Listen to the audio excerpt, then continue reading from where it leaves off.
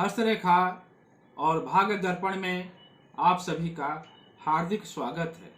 मैं जयप्रकाश शर्मा आपको कोटि कोटि नमन करता हूँ। पिछले वीडियो में हमने कुछ मुख्य रेखाओं के बारे में समझने का प्रयास किया था। अब हम समझते हैं सूर्य रेखा के बारे में। यह सूर्य रेखा छोटी होती है और अनामिका अंगुली से होकर नीचे तक जाती है। जूम करें, यह सूर्य रेखा है, यहाँ से शुरू होकर के नीचे तक जाती है। ज़्यादा नीचे नहीं जाती है, यहाँ से शुरू होकर के नीचे तक जाती है। इस रेखा के स्पष्ट होने से व्यक्ति को मान सम्मान, जस, कीर्ति और प्रसिद्धि मिलती है। अगला देखते हैं भाग्य रेखा। यह सामान्यतः भाग्य रेखा राहु क्षेत्र से शुरू होकर के यह शनि पर्वत तक जाती है। जूम करें, यह राहु क्षेत्र से शुरू होकर के यह शनि पर्वत तक यह रेखा जाती है। इसी को हम भाग्य रेखा कहते हैं। कभी कभी भाग्य रेखा मणिबंध या चंद्र से भी शुरू हो जाती है।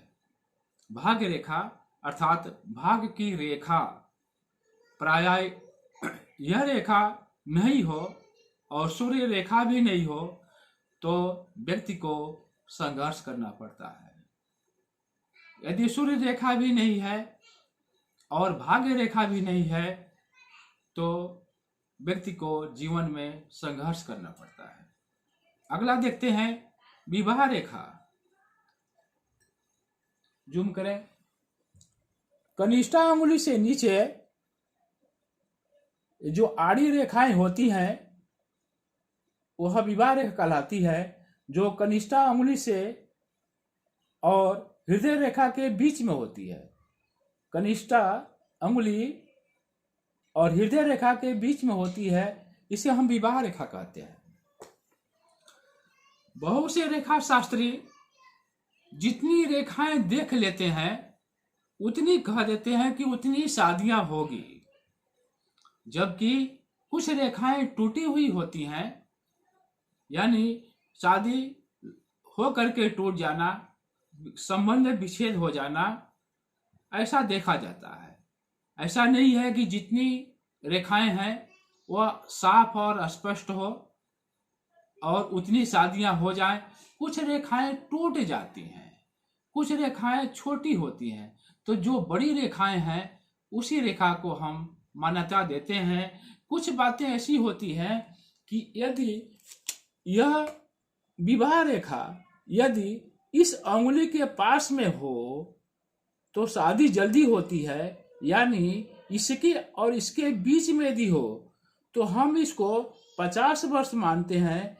यदि यह विवाह रेखा यहाँ पर है तो इसके और इसके बीच का आधा हुआ तो शादी 25 वर्ष में होना निश्चित हो जाता है, यानी 24 में हो या 25 में हो। यह विवाह रेखा जितनी अंगुली के नजदीक होता है उतनी शादी जल्दी होती है, और यह विवाह रेखा जो इस अंगुली से दूर जाती है उतनी लेट शादी होने की संभावना बढ़ जाती है। वैसे देखा जाए तो विवाह स्वर्ग में ही तय हो जाता है और यहाँ पर तो केवल पूरा किया जाता है। अगला देखते हैं मणिबंध रेखा। यह मणिबंध रेखा हथेली के मूल में होती है, इसी को हम मणिबंध रेखा कहते हैं। यह पहले की मान्यता यह थी कि जितनी रेखाएं यहाँ पर हैं उतने को हम एक रेखा को 25 साल गिनती करते थे। 2 रेखा हो तो 50 साल, 3 रेखा हो तो 75 साल, 100 रेखाएं हो, 4 रेखाएं हो सारी तो 100 साल हम गिनती करते थे। इसको आयु रेखा भी कहते हैं, यानी एक रेखा होने पर 25 साल, 2 रेखा होने पर 50 साल, 3 रेखा होने पर 75 साल और 4 रेखाएं होने पर 100 साल की उम्र मानी जाती थी। लेकिन वह उस समय की बात है जिसमें आदमी की उम्र, किसी मनुष्य की उम्र 110 साल होती थी, 120 साल होती थी। आजकल यदि 4 रेखाएं भी हों, मणिबंध की 4 रेखाएं भी हो, तभी कोई 100 साल तक जी नहीं पाता है। 3 रेखाएं हो तो 75 साल किसी की संभावना नहीं होती है।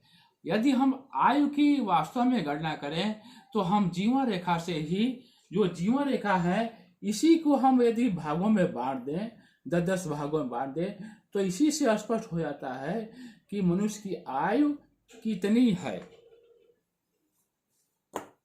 वीडियो को लाइक करें, सब्सक्राइब करें, शेयर करें और बेल आइकन को प्रेस करें।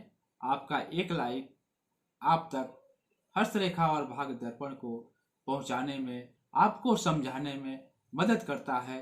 धन्यवाद।